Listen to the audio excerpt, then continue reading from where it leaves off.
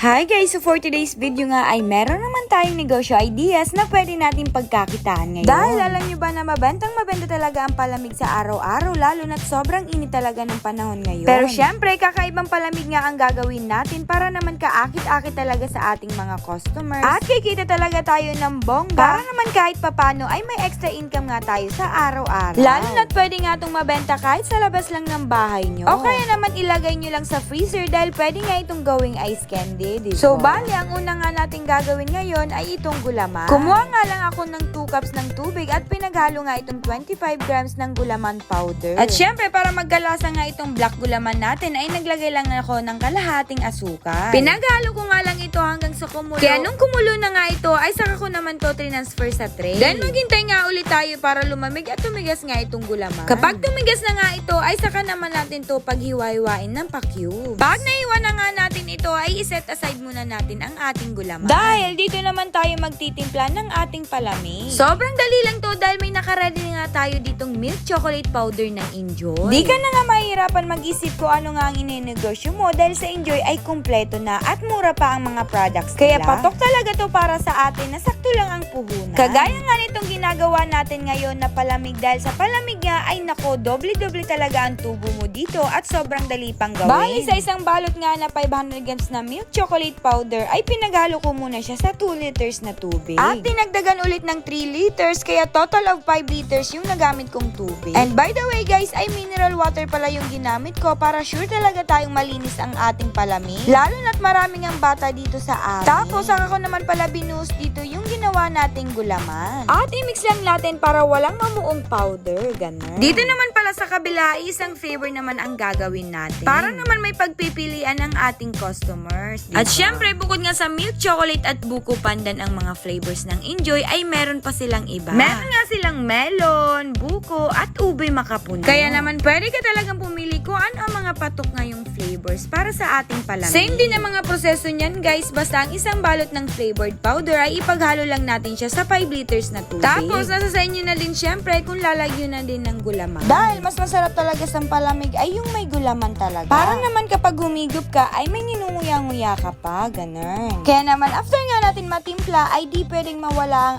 ating yelo. Mas madami ay mas refreshing. Di ka nga din dito lugi dahil kapag di nga naubos sa isang araw ay pwede mo lang to ilagay sa ref or freezer. Then dagdag ulit tayo ng powder at tubig basta lasa-lasahin nyo lang kung tama ba yung tamis na. O diba, sobrang dali nga lang talaga gumawa ng palamig kaya pwede nyo talaga ito ipang negosyo. Dahil ang palamig talaga ay araw-araw mabenta talaga ito. Lalo na kung affordable nyo nga lang ito mabenta. Pwede nyo nga itong mabenta depende sa size ng inyong baso. Meron nga tayo ditong 8 ounce na 5 pesos nga lang. May 10 pesos, 15 pesos, 25 at 35 pesos. Kahit sa labas ka nga lang ng bahay nyo magbenta nito at makita ang iba't ibang flavor ay tsak na may bibili sa inyo. Tapos syempre kung gusto nyo din na may thrill ay pwede nyo nga ditong ilagay sa nabili kong liquid pouch resealable. Para naman kaakit-akit sa ating mga customers. Ilalagay ko na nga lang yung link sa ating comment section or pwede kayo mag-check out sa ating yellow basket. Plus pwede nyo nga itong ilagay sa freezer para tumigas at sobrang sarap nga niya. Kaya kung nagkikrave ka nga sa Chucky ay naku, makakatipid ka nga kung itong milk chocolate powder ng Enjoy ang gagawin. Kaya yung mga powders nga nito ay nasa yellow basket ko na din at link sa ating comment section. Para pwede na nga kayo makapag-start magnegosyo ng ating iba't ibang palamig. Bukod nga sa palamig ay pwede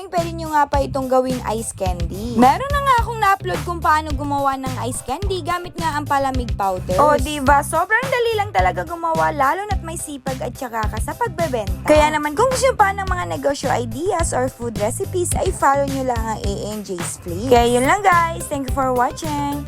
Bye bye.